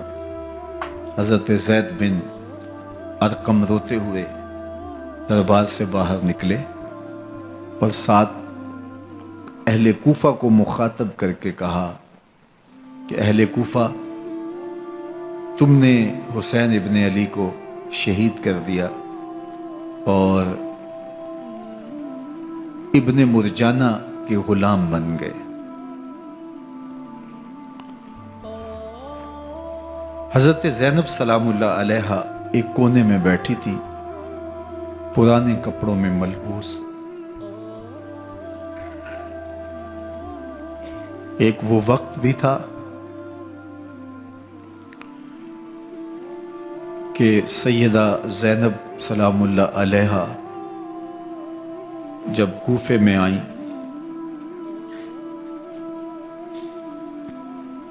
سیدنا علی المرتضیٰ کے زمانے میں، ان کے دور خلافت میں دارالخلافہ کوفہ متعین ہوا،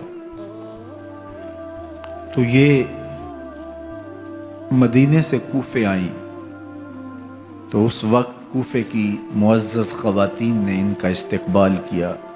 خلیفۃ المسلمین کی شہزادی، رسول اللہ کی بیٹی سیدہ فاطمہ الزہرا کا عکس حضرت زینب سلام اللہ علیہا کوفے میں داخل ہوئیں، تکریم، عزت اور وقار کے ساتھ آپ کا استقبال کیا گیا اور آپ خواتین کو درس قرآن دیتی، حضور کی شریعت سکھاتی، اور آج وہی کوفہ ہے، وہی دیوار و در ہے اور وہی زینب ہے، اور آج زینب کے ساتھ حسین ابن علی کا کٹا ہوا سر ہے۔ پرانے کپڑوں میں ملبوس حضرت زینب سلام اللہ علیہ آج اسی کوفے میں داخل ہوئی ہے۔ دارالامارت کے ایک کونے میں تشریف فرما ہے کہ ابن زیاد پوچھتا یہ خاتون کون ہے؟ حضرت زینب خاموش رہی۔ اس نے دوسری مرتبہ پوچھا، آپ پھر خاموش رہی۔ تیسری مرتبہ پوچھا، آپ پھر خاموش رہی۔ پھر ایک لونڈی نے بتایا یہ زینب بنت علی ہیں۔ تو اس کے سامنے حضرت امام حسین کا کٹا ہوا سر پڑا تھا اور وہ حضرت زینب سے مخاطب ہو کے کہنے لگا کہ اللہ نے تمہیں شکست دی اور یزید بن معاویہ کو فتح عطا کی۔ تو حضرت زینب سلام اللہ علیہا پھر دربار ابن زیاد میں ایک خوبصورت خطبہ عطا کیا۔ زینب بول رہی تھی، لگ رہا تھا مولا کائنات بول رہے ہیں۔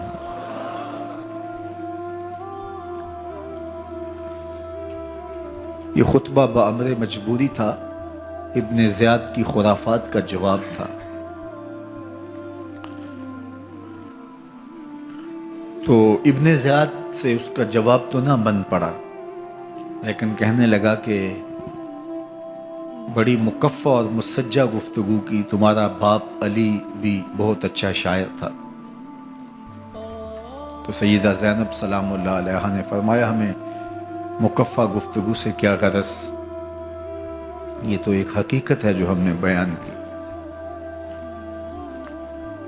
تو حضرت علی اوسط امام زین العابدین بھی پاس تھے، تو دیکھ کر کے کہنے لگا کہ یہ لڑکا کون ہے؟ تو فرمایا میں علی بن حسین ہوں۔ تو کہا کہ انہیں تو قتل کر دیا گیا۔ کہا وہ میرے بھائی تھے اور ان کا نام بھی علی تھا، میرا نام بھی علی ہے۔ تو اس نے کہا کہ اس لڑکے کو لے جاؤ اور قتل کر دو۔ حضرت زینب علی اوسط امام زین العابدین کے ساتھ چمٹ گئیں اور کہا کہ اگر تم اسے قتل کرو گے تو اس کے ساتھ مجھے بھی قتل کرنا ہوگا۔ تو ابن زیاد کہنے لگا کہ یہ عورت سچ کہتی ہے، واقعی اس کے جذبات یہی ہیں۔ اور الصلاۃ جامعہ کی پکار کے ساتھ مسجد کوفہ میں آ گیا۔ کوفے کے لوگ سارے ابن زیاد کے سامنے تھے۔ امام حسین کا کٹا ہوا سر ابن زیاد کے سامنے تھا اور اس نے کہا کہ اللہ نے یزید بن معاویہ کو فتح دی اور کذاب ابن کذاب معاذ اللہ حسین ابن علی کو شکست دی۔ جب اس نے یہ بات کہی تو عبداللہ بن عفیف الازدی رضی اللہ تعالی عنہ موجود تھے، وہ کھڑے ہو گئے۔ غصے سے ان کا بدن کانپ رہا تھا اور آپ نے پوری ہمت کے ساتھ ابن زیاد کو جواب دیتے ہوئے کہا، ظالم، حسین سچا، حسین کا باپ بھی سچا، تو جھوٹا، تیرا باپ بھی جھوٹا، جس نے تجھے امیر بنایا وہ بھی جھوٹا۔ تو ابن زیاد نے جب اپنے بارے عبداللہ بن عفیف سے یہ بات سنی تو اس نے حکم دیا کہ ان کا سر کاٹ دیا جائے، اور پھر حضرت عبداللہ ابن عفیف رضی اللہ تعالی عنہ کو شہید کیا گیا اور ان کی لاش کو سولی چڑھا دیا گیا۔ حق کی راہ کے یہ مسافر اپنی جان کس طرح راہ خدا میں سپرد کر رہے تھے۔ اہل کوفہ سہمے ہوئے، ڈرے ہوئے ابن زیاد کے دربار میں بیٹھے تھے اور امام حسین رضی اللہ تعالی عنہ کے قتل کا، ان کی شہادت کا انہیں دکھ تو تھا، لیکن ان کے اندر ہمت، طاقت اور توانائی نہیں تھی۔ ان کی تلواریں یزید کے ساتھ رہیں اور دل امام حسین رضی اللہ تعالی عنہ کے ساتھ رکھنے کی بات کرتے تھے۔ پھر یہ قافلہ کوفہ سے چلتے چلتے دمشق کی جانب عازم سفر ہوا۔ ایک اونٹ پہ تین لوگوں کو سوار کیا گیا تھا۔ امام زین العابدین کو سوار بھی کیا گیا اور بدن پر زنجیریں بھی باندھی گئیں، جکڑ کر کے سواری پہ بٹھایا گیا۔ اللہ اکبر! جہاں جہاں سے یہ لوگ گزرتے، لوگوں کو ان کی حالت پہ رحم آتا۔ بہت سارے لوگ نہیں جانتے تھے یہ کون ہیں۔ عمومی طور پہ راستوں میں یہی بتایا گیا کہ کچھ باغی لوگ ہیں جنہوں نے حکومت سے بغاوت کی، تو ان کے کیفر کردار تک پہنچا دیا گیا۔ راستے میں ایک گرجا گھر آیا اور وہاں یہ لوگ رات رکتے ہیں۔ گرجا گھر کی دیوار پہ لکھا ہوا تھا: اترجو امت قتلت حسینا شفاعت جدہ یوم الحساب۔ کیا وہ امت جنہوں نے حسین ابن علی کو شہید کیا، قیامت کے دن انہی کے نانے سے شفاعت مانگیں گے؟ کس منہ سے شفاعت طلب کریں گے؟ اسی حسین ابن علی کے نانا سے، جن کے بیٹے کو، جن کے شہزادے کو، نواسے کو ان لوگوں نے شہید کیا۔ جب یہ تقدس مآب قافلہ دمشق پہنچا تو راستے میں ایک شخص قرآن مجید کی تلاوت کر رہا تھا، اپنے مکان کی چھت پہ بیٹھ کے تلاوت کر رہا تھا، اور یہ قافلہ اس طرح سے گزر رہا تھا کہ شہیدوں کے کٹے ہوئے سر نیزوں کی نوک پہ تھے، اور عصمت شیار خواتین اور امام زین العابدین اونٹوں پہ بندھے ہوئے تھے۔ تو پڑھنے والا تلاوت کر رہا تھا کہ کہف اور رقیم یہ ہماری نشانیوں میں سے بڑی عجیب نشانیاں ہیں۔ تو جب وہ پڑھ رہا تھا تو سر حسین سے آواز آئی: یا تالی القرآن، اے قرآن پڑھنے والا، اصحاب کہف سے زیادہ عجیب قتلی و حملی، میرا قتل کرنا اور نیزے کی نوک پہ چڑھایا جانا۔ یہ قافلہ یزید کے دربار میں پہنچتا ہے۔ یزید بہت خوش ہوا اور اس نے حضرت امام زین العابدین رضی اللہ تعالیٰ عنہ سے کہا کہ تمہارے باپ نے میری حکومت کے خلاف بغاوت کی اور وہ اپنے انجام کو پہنچے۔ تو آپ نے جواب میں قرآن مجید کی آیات کی تلاوت کی اور اہل بیت کے مناقب اور فضائل بیان کیے۔ سیدہ زینب سلام اللہ علیہا کا ایک خطبہ اہل بیت کی عظمت، مناقب اور فضائل میں یزید کے دربار میں اپنی انوکھی اور البیلی شان رکھتا ہے۔ یزید پہلے تو خوش ہوا، لیکن جب اس نے لوگوں کے چہرے دیکھے تو وہ پریشان ہو گیا۔ حتیٰ کہ یزید کے دربار میں ایک عیسائی سفیر آیا ہوا تھا، تو اس نے جب کٹے ہوئے سر دیکھے اور خستہ حال سادات کی شہزادیوں کو دیکھا تو اس نے کہا یہ کون لوگ ہیں؟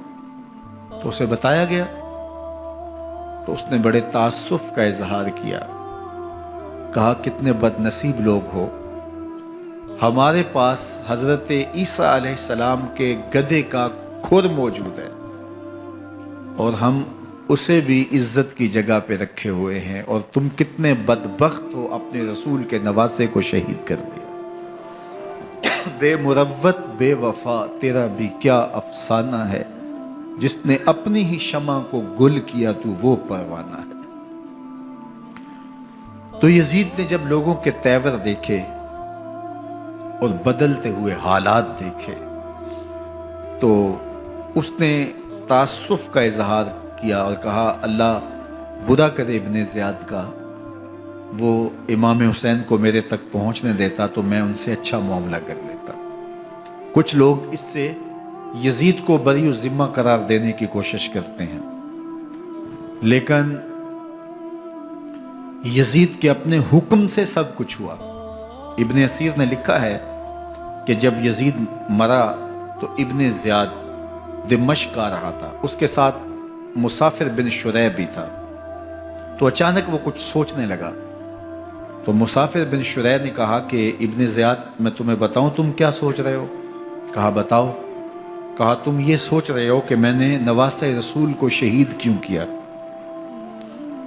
تو کہنے لگا کہ یہ مجھے یزید کا حکم تھا، اور اگر میں نواسہ رسول کو شہید نہ کرتا تو وہ مجھے قتل کر دیتا۔ اور جب مسلم بن عقبہ کو مدینہ المنورہ کی حرمت کو پامال کرنے کے لیے اور حضرت عبداللہ ابن زبیر رضی اللہ تعالیٰ عنہ کی خلافت کے اعلان کے بعد مکہ المکرمہ پر حملے کے لیے جو یزید نے بھیجا، تو اس سے قبل اس نے ابن زیاد کو کہا کہ یہ کام تم کرو۔ تو ابن زیاد نے جو جواب دیا وہ یہ تھا کہ میں تمہارے کہنے پہ پہلے ہی نواسہ رسول کو شہید کر چکا ہوں، اب نواسہ رسول کو شہید کرنا اور کعبۃ اللہ کی حرمت کو پامال کرنا، یہ دو چیزیں میں جمع نہیں کروں گا۔ اور اس نے بادشاہ کے حکم کا انکار کر دیا۔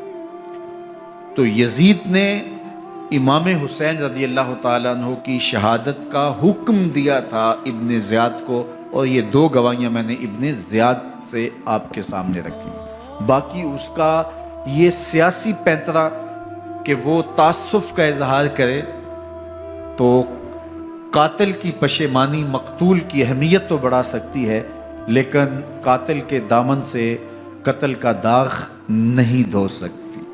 تو حضرت امام حسین رضی اللہ تعالی عنہ کا قتل یزید کو اب نظر آ رہا تھا مجھے بہت مہنگا پڑے گا، آخرت تو برباد ہوئی ہی ہوئی، دنیا بھی میں نے برباد کر لی اور میری حکومت بھی مستحکم نہیں رہ سکے گی۔ تو اب اس نے یہ کہنا شروع کر دیا کہ خدا برا کرے ابن مرجانہ کا کہ وہ راستہ دے دیتا اور امام حسین کو میرے تک پہنچ دیتا۔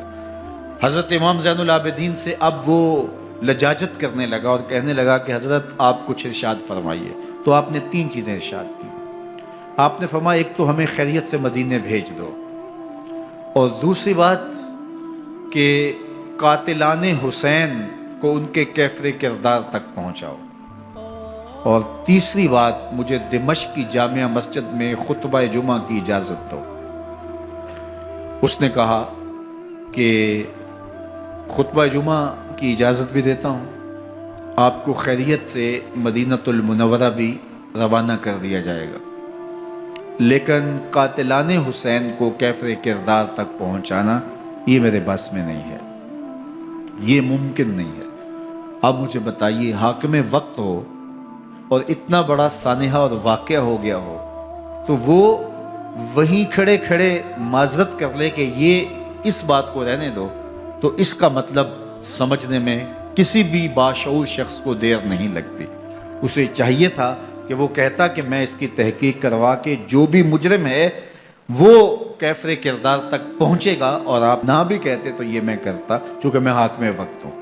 لیکن اس نے فوراً کہا کہ یہ ممکن نہیں ہے، تو اس کا مطلب کیا کہ مجرم میں خود ہوں، تو میں اس سے جو ہے وہ بچنا چاہتا ہوں۔ تو اس نے حضرت امام زین العابدین کو کہا دو شرطیں تو قبول ہیں، لیکن یہ تیسری شرط قبول نہیں ہے اور یہ ممکن نہیں ہے۔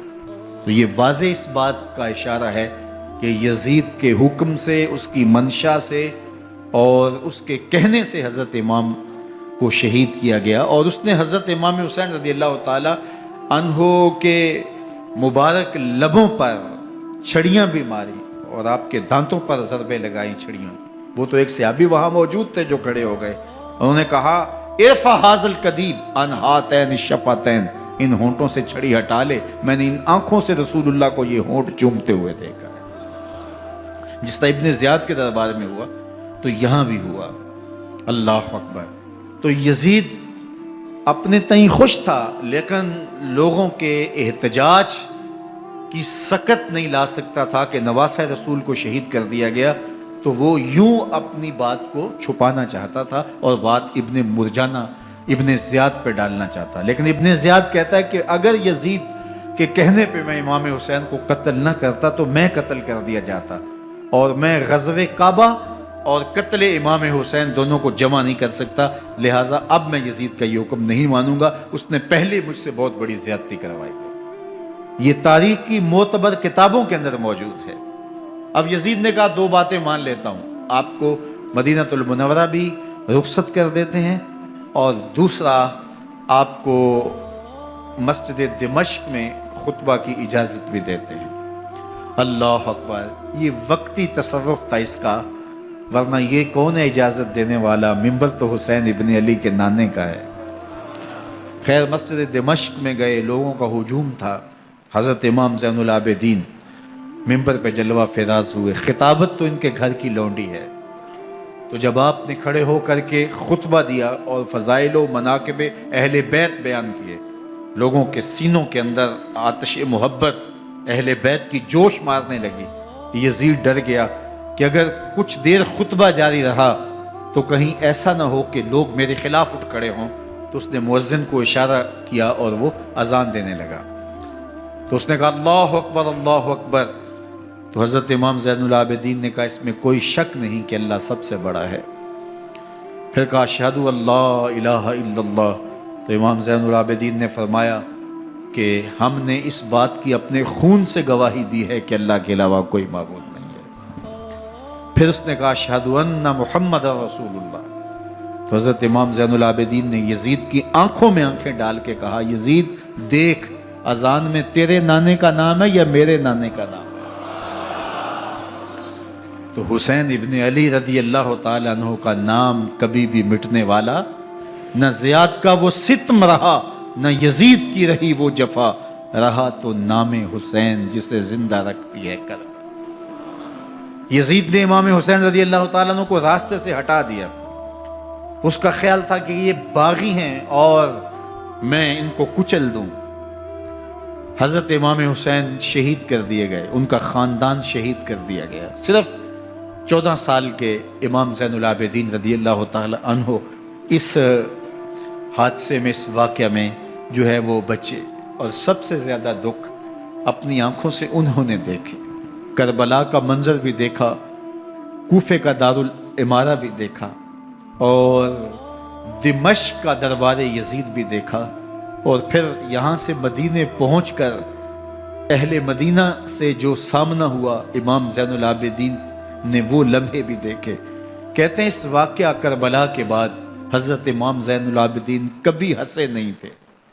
جب بھی پانی پینے لگتے تو رو پڑتے، انہیں شاید سکینہ کی پیاس یاد آ جاتی تھی۔ امام زین العابدین کا رنگ زرد ہو جاتا جب کربلا کی یاد آتی، اور بسا اوقات شہر سے وحشت ہونے لگتی اور دور باہر نکل جاتے اور جا کر کے وہاں خیمہ گاڑ لیتے اور مہینہ مہینہ وہاں ذکر و فکر اور عبادت میں لگے رہتے۔ امام زین العابدین کے ہاتھوں میں ہتھ کڑیاں، پاؤں میں زنجیریں، اور اونٹ پہ باندھ کر کے جب حضرت امام زین العابدین کو شہیدوں کی لاشوں کے قریب سے گزارا گیا تو غشی پہ غشی طاری ہو رہی تھی امام زین العابدین پہ، اور وہ گھڑیاں بھی امام زین العابدین پر کتنی دردناک تھیں کہ جب شہزادیاں اونٹوں کے ساتھ باندھی گئی تھی اور امام زین العابدین اپنے بابا کا سر اپنے سامنے چلتا ہوا دیکھتے تھے، اور یہ دردناک لمحے کہ جب رات کی گھڑی آئی تو زینب سلام اللہ علیہ نے دیکھا کہ زین العابدین کے آنسو نہیں تھمتے اور ان کو غشی پہ غشی آتی ہے، تو وہ آگے بڑھ کے ان کو اپنی آغوش میں سمیٹتی ہیں اور کہا زین العابدین کیا ہوا؟ کہا کہ پھپھو جان اگر ہو سکے تو بابا کا سر کچھ دیر کے لیے میری گود میں نہیں آ سکتا ہے۔ وہ وقت بھی امام زین العابدین پہ آتا جب زخم اور درد اور دکھ حد سے تجاوز کرتے ہیں تو زین العابدین مدینہ کی طرف منہ کر لیتے ہیں اور حضور کی بارگاہ میں ہوا کے ہاتھوں پیغام بھیجتے ہیں، ان نلت یا ریح الصبا یوما الی ارض الحرم بلغ سلامی روزتن فیہا النبی المحترم یا رحمتا للعالمین ادرک لزین العابدی محبوس عید الظالمی فی الموکب والمزدحم۔ امام زین العابدین نے یہ سارا دردناک منظر اپنی آنکھوں سے دیکھا اور یہ سارے دکھ سہے۔ امام زہری کہتے ہیں کہ ولید کے زمانے میں دوبارہ امام زین العابدین کو پکڑ لیا گیا اور ان کے ہاتھوں میں دوبارہ ہتھ کڑیاں اور پاؤں میں بیڑیاں ڈال دی گئیں۔ میں ملنے گیا تو جو ہی امام کے ہاتھوں میں ہتھ کڑیاں دیکھی تو میرا دل ڈولنے لگا اور میری آواز گلے میں دب گئی اور آنسو تھے کہ تھمتے نہیں تھے۔ تو امام زین العابدین نے مجھے دیکھا تو مجھے تسلی دیتے ہوئے کہا، زہری کیا ہوا تمہیں؟ تو میں نے کہا، حضرت کربلا میں تھوڑے دکھ دیکھے تھے اور اب یہ حالت مجھ سے دیکھی نہیں جا رہی۔ تو امام زین العابدین نے ان زنجیروں کو اور ان ہتھ کڑیوں کو جن سے آپ جکڑے گئے تھے جھٹکا دیا، لوہے کی زنجیریں ٹوٹ گئیں۔ کہا، زہری ہم اللہ کی تقدیر پہ راضی ہے ورنہ یہ زنجیریں کیا ہوتی ہیں۔ امام زین العابدین کو اللہ نے عزتوں سے نوازا تھا، ہر دور کے حاکم وقت ڈرتے تھے اور ان کی عزت سے حسد کرتے تھے۔ ولید بن عبد الملک بنو امیہ کا بڑا تگڑا حکمران گزرا ہے۔ ایک دن طواف کرتے کرتے حجر اسود کے سامنے آیا اور اس کے دل میں آیا کہ میں حجر اسود کو بوسہ کروں، لیکن رش اتنا تھا کہ آگے بڑھنے کی ہمت نہ ہوئی اور پیچھے ہٹ کے کھڑا ہو گیا کہ رش کم ہوتا ہے تو میں حجر اسود کو چومتا ہوں۔ اتنے میں امام زین العابدین رضی اللہ تعالی عنہ وہ بھی طواف کرتے کرتے حجر اسود کے قریب آئے، ایک لمحے کے لیے توقف کیا، لوگوں نے راستہ چھوڑ دیا۔ امام زین العابدین آگے بڑھے، حجر اسود کو چوما، پھر آگے بڑھ گئے۔ ولید بن عبد الملک کو بڑا غصہ آیا کہ لوگوں نے میرے لیے تو راہیں نہیں چھوڑی اور زین العابدین کے لیے راہیں چھوڑ دی ہیں۔ تو وہ اپنے درباری شاعر کو، فرزدق کو جو اس کے ساتھ کھڑا تھا، اس کو پوچھتا ہے، من ھذا، یہ کون ہے؟ حالانکہ اسے پتا تھا یہ امام زین العابدین ہے۔ بعض اوقات سوال تفہیم کے لیے کیا جاتا ہے، سمجھنے کے لیے کیا جاتا ہے، اور بعض اوقات سوال تحقیر کے لیے کیا جاتا ہے۔ جس طرح کسی شخص کو آپ پسند نہ کرتے ہو اور وہ کوئی کام کرے تو آپ کہتے ہیں یہ کون ہے، یہ کون ہے؟ تو اس نے کہا، من ھذا، یہ کون ہے؟ اب فرزدق شاعر تھا اور درباری شاعر تھا، اسے اچھی طرح پتا تھا کہ من ھذا سے بادشاہ کیا سننا چاہتا ہے، لیکن آج اس کی غیرت ایمانی جاگی۔ بادشاہ نے کہا، من ھذا، یہ کون ہے؟ تو فرزدق نے بادشاہ کی آنکھوں میں آنکھیں ڈال کے کہا، بادشاہ تو نہیں جانتا یہ کون ہے؟ اس کو تو بطحا کے سنگ ریزے بھی جانتے ہیں، اس کو تو زمین والے بھی جانتے ہیں، آسمان کے فرشتے بھی جانتے ہیں۔ یہ فاطمہ کا بیٹا ہے، یہ علی کا شہزادہ ہے، یہ رسول اللہ کا نواسہ ہے۔ تیرا من ھذا کہنا اس معرفہ کو نکرا نہیں کرے گا، یہ کل بھی معرفہ تھا، یہ آج بھی معرفہ ہے۔ کھڑے کھڑے امام زین العابدین کی شان میں ایک طویل قصیدہ لکھ دیا۔ بادشاہ تو اس سے کچھ اور سوچ رہا تھا، الٹ ہو گیا، اس نے ایک فرزدق کو جیل میں ڈال دیا۔ امام زین العابدین کو پتا چلا، آپ نے اشرفیوں کی 2 تھیلیاں خادم کے ہاتھ بھیجی کہ ہماری وجہ سے تمہارے اوپر یہ افتاد پڑی ہے۔ تو اس نے تھیلیاں قبول کی، چوما آنکھوں سے لگائیں اور پھر خادم کے ہاتھ میں دیتے ہوئے کہا، امام کو میرا سلام دے دینا اور کہنا، حضرت ساری زندگی نے ٹگوں کے لیے، ان پیسوں کے لیے، اشرفیوں کے لیے شاعریاں کی ہیں، یہ جو میں نے قصیدہ لکھا ہے آپ کے نانا کی شفاعت کے لیے لکھا، جو دلوں کو فتح کر لے وہی فاتح زمانہ۔ امام حسین کو تو کاٹ دیا گیا نا، اس لیے کاٹ دیا گیا کہ یہ ہماری حکومت سے بغاوت کر رہے ہیں، انہوں نے یہ کہا، بہانہ یہ بنایا، نظم حکومت میں یہ مخل ہو رہے ہیں، لہٰذا انہیں شہید کر دیا گیا۔ نہ صرف انہیں شہید کیا گیا، سر کاٹے گئے، نیزوں کی نوک پہ چڑھائے گئے، لاشوں پہ گھوڑے دوڑائے گئے. کیا کیا ظلم تھا، کیا کیا جبر تھا جو روا نہیں رکھا گیا. پیاسا رکھا گیا، بھوکا رکھا گیا، 6 ماہ کے بچے بھی نہیں چھوڑے گئے. امام حسین جب حضرت علی اصغر کو اپنے ہاتھوں پہ اٹھا کے فرات کے کنارے جا کھڑے ہوئے تو آپ نے اشقیاء سے مخاطب ہو کے کہا کہ تمہاری لڑائی تو مجھ سے ہے، اس 6 ماہ کے بچے نے تمہارا کچھ نہیں بگاڑا. چلو سے پانی بھرا تاکہ اصغر کا حلق تر ہو جائے، تو پانی ابھی حلق تک نہیں پہنچا، 2 شاخہ سنسناتا ہوا تیر آیا اور علی اصغر کا گلا چیر گیا. اور کہتے ہیں وہ جو تیر تھا جو حضرت علی اصغر کا گلا چیر کے آگے گزرتا ہے، وہ تیر تھا جو جانوروں کو مارنے کے لیے استعمال کیا جاتا ہے. گردن لٹک جاتی ہے، خون بہنے لگتا ہے. امام حسین اس خون کو آسمان کی طرف اچھال کے کہتے ہیں مالک حسین کی یہ قربانی بھی قبول فرما لے. نسل مٹا دی گئی، شہید کر دیے گئے، گھوڑے دوڑائے گئے. سادات کرام، عصمت شعار پیغمبر زادیوں کو اونٹوں پہ بٹھایا گیا، رسیوں سے جکڑا گیا، چادریں چھیننے کی کوشش کی گئی، کیا کچھ نہیں ہوا. تاریخ دردناک ہے، اور یہ پیغمبر کے ماننے والوں نے، کلمہ پڑھنے والوں نے یہ سب کچھ کیا. بے مروت، بے وفا، تیرا بھی کیا افسانہ ہے. جس نے اپنی ہی شمع کو گل کیا تو وہ پروانہ ہے. لیکن یزید کی دلیل یہ تھی کہ یہ حکومت کا نظم چلتا ہے، اسے چلنے دیا جانا چاہیے، انہوں نے کیوں رکاوٹ ڈالی ہے، لہٰذا یہ باغی ہیں، ان کو کاٹ دیا جائے. میں کہتا ہوں امام حسین کو شہید کر دیا گیا، ان کے اعیان و انصار کو شہید کر دیا گیا، پورے خاندان کو پیاسا رکھ کے ذبح کر دیا گیا، 6 ماہ کے بچے بھی نہیں چھوڑے گئے، 80 سال کے بوڑھوں کو بھی شہید کیا گیا، خواتین کو اونٹوں پہ بٹھایا گیا اور گلی گلی عصمت معاب پیغمبر رحمت کی شہزادیوں کو کوفے اور دمشق کے بازاروں کے اندر بھرایا گیا. تو مجھے بتائیں اس کے بعد یزید کی حکومت نے کیا کیا، ان کا کیا کارنامہ تھا؟ کتنے محدث پیدا ہوئے، کتنے مفکر پیدا ہوئے، کتنے جرنیل پیدا ہوئے، کتنے صوفی پیدا ہوئے. کون تھا جو ان کے تخت و تاج اور ان کی حکومت جس کو بچانے کے لیے اتنا بڑا حادثہ کر دیا اور پیغمبر کے بیٹوں کو شہید کر دیا؟ تو کیا پھر اس حکومت نے کیا یزید نے؟ یزید کا اپنا بیٹا تخت پہ بیٹھنے کے لیے تیار نہیں تھا. 6 ماہ کے بعد اس کی لاش گھر سے نکلی، اس نے کہا کہ یہ تخت جو ہے وہ آل رسول کے خون پہ بنا ہے، میں اس پہ نہیں بیٹھوں گا. اور رسوا ہو گئے.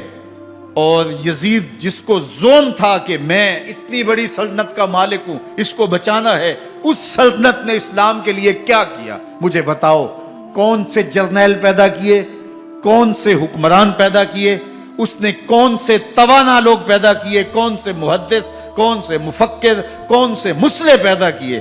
اور جس خاندان کو کاٹ دیا گیا، صرف ایک 14 سال کا علی اوسط زین العابدین بچا. اور ذرا حسین ابن علی کی نسل دیکھو، جعفر صادق کس نسل سے ہیں، باقر العلوم کس نسل سے ہیں، حضرت غوث اعظم کس کے شہزادے ہیں، حضرت داتا گنج بخش علی حجویری کس کے بیٹے ہیں، اور حضرت معین الدین چشتی اجمیری کس کے بیٹے ہیں. آج زمانے کو جو بھی دیا ہے حسین کے بیٹوں نے دیا ہے. یزید تخت بچا کر بھی امت کو کچھ نہ دے سکا، اور امام حسین نے سب کچھ لٹا کے امت کو ایمان کی بہاریں عطا کر. آج جہاں بھی ممبر و محراب کی رونق نظر آ رہی ہے، اس کے پیچھے حسین کا کوئی بیٹا کھڑا ہوا نظر آ رہا ہے. اللہ اکبر. اس دین کے خاکے میں رنگ ہی حسین ابن علی کے خون نے بھرا ہے. حسین اگر نہ شہید ہوتا تو آج گھر گھر یزید ہوتا. اسلام کی عظمت عیاں نہ ہوتی، خدا کے گھر میں اذان نہ ہوتی. بار الہا نوحہ سناتا پھرتا، تا روز جزا اشک بہاتا پھرتا. امداد نہ کرتے اگر کربلا میں حسین، اسلام تیرا ٹھوکریں کھاتا.